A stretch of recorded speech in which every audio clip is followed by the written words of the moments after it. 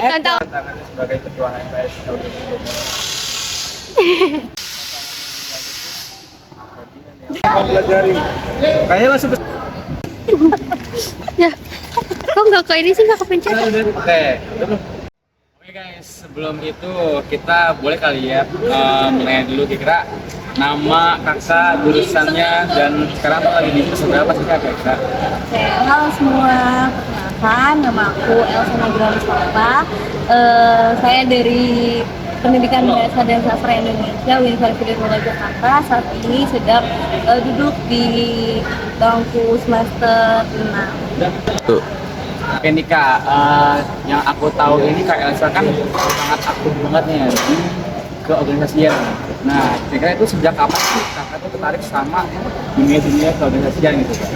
Oke, jadi alhamdulillah dari sejak SMP itu dulu pernah ikut FPI.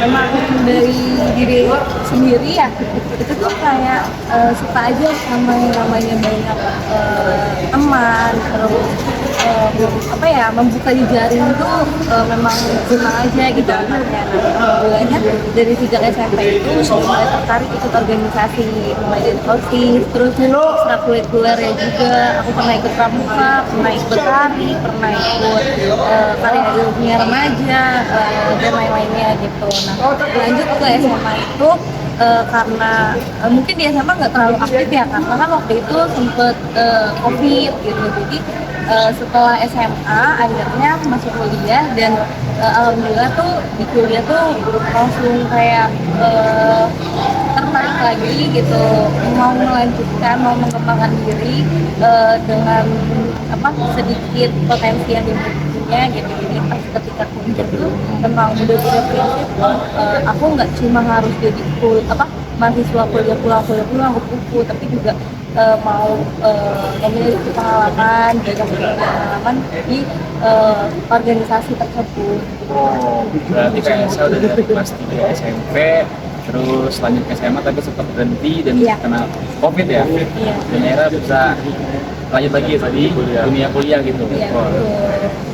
Nah, tadi kan kayak saya udah cerita tuh dari kelas 3 SMP sampai ke kuliah, Iya. kan? Nah, aku mau nanya lagi nih kak.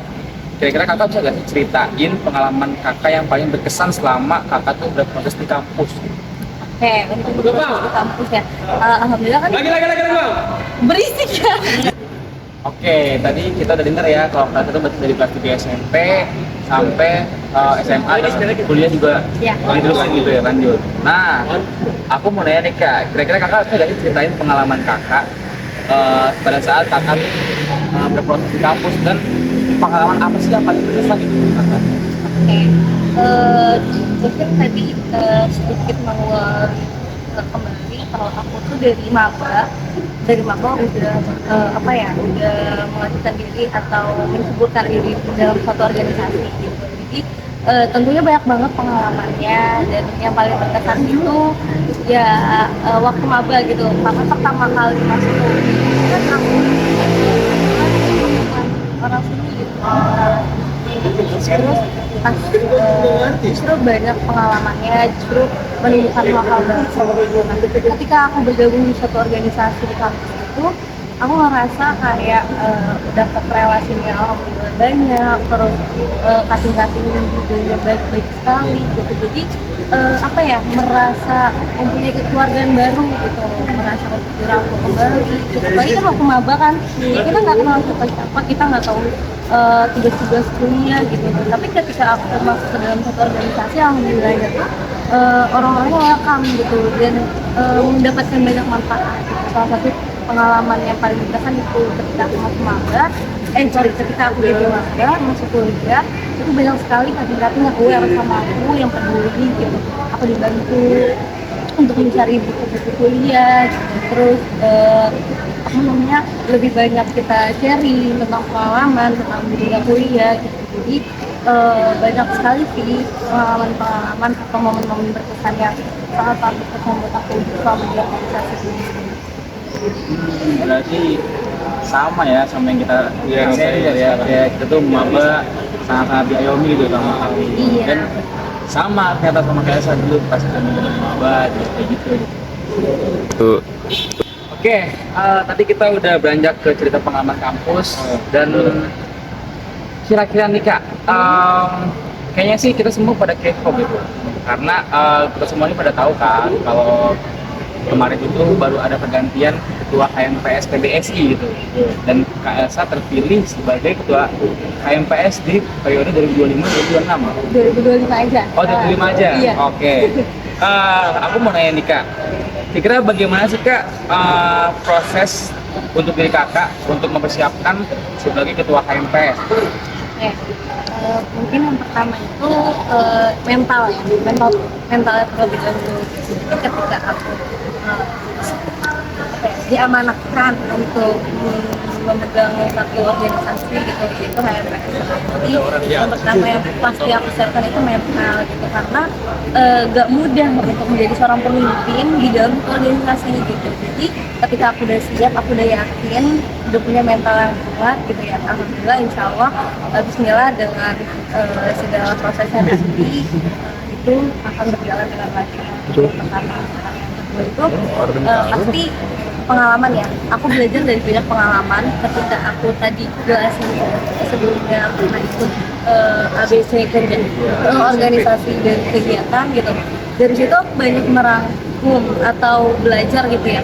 Oh, jadi kalau dalam satu organisasi, kalau kita mau ngadain acara, kita seperti ini alurnya, seperti itu. Nah, kemudian ketika kita jadi sekretaris, tugasnya ini gitu. Nah, makanya sebelum menjadi ketua itu selain mental, itu pengalaman dan juga banyak belajar dan semakin introspeksi diri gitu kan, kayak oh iya, belajar dari kesalahan-kesalahan sebelumnya gitu, itu yang harus diperbaiki, itu yang harus dikuatkan lagi gitu. Jadi selain mental, aku mempersiapkan mempersiapkan dari pengalamannya, kemudian materi-materi, maksudnya materinya tentang ya bukan teori ya, lebih ke gimana sih cara jadi pemimpin gitu, bukan cuma pemimpin yang otoriter gitu, jangan sampai menjadi pemimpin yang otoriter, tetapi bagaimana menjadi sosok pemimpin yang memang bisa merangkul semua anggota.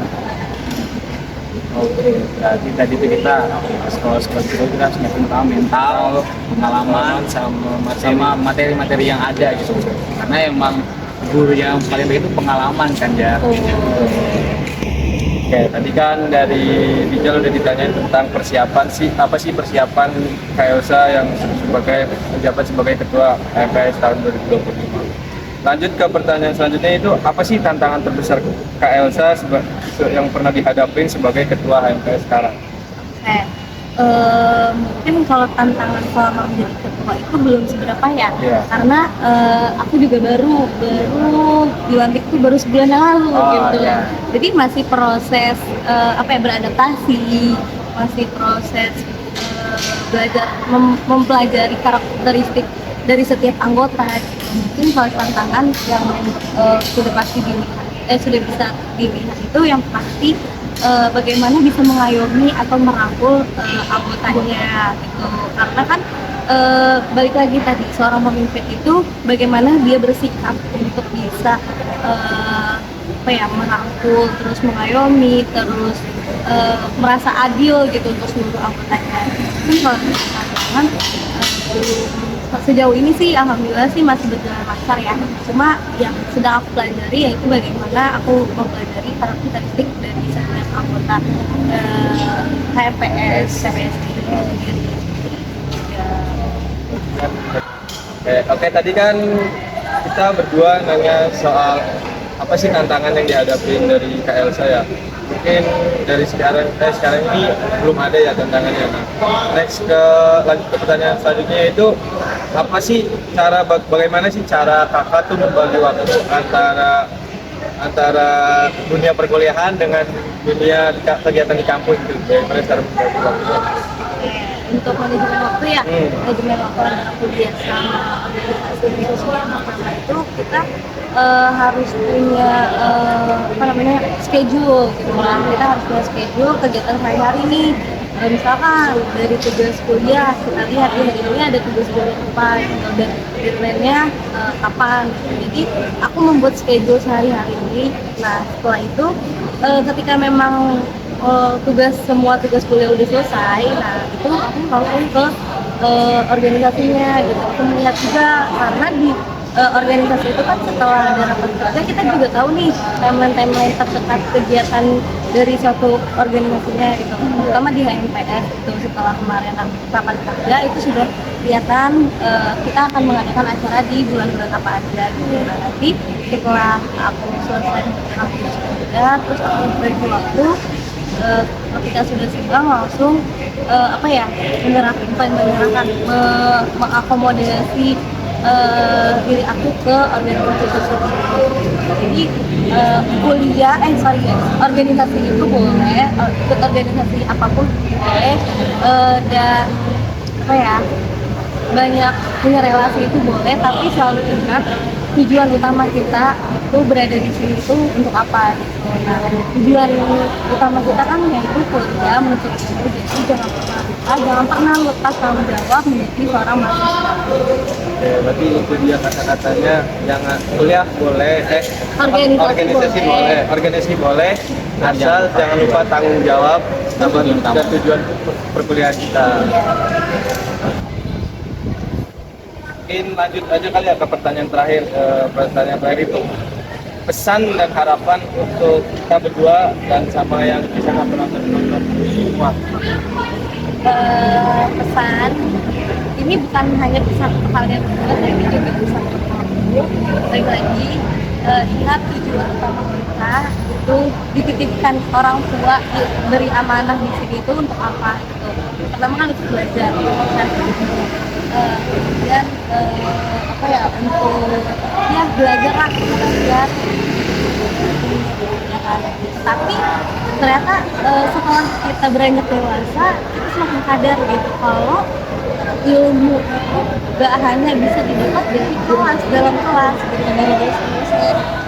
Itu ilmu wajibnya yang harus kita punya, tapi masih banyak ilmu atau pelajaran-pelajaran yang kita harus dapat itu bisa dari contoh pengalaman, organisasi, dan juga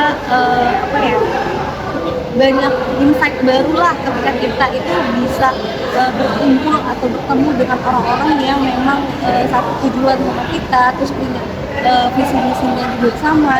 Jadi ketika kita ikut organisasi itu banyak sekali manfaat yang sudah kita rasakan gitu.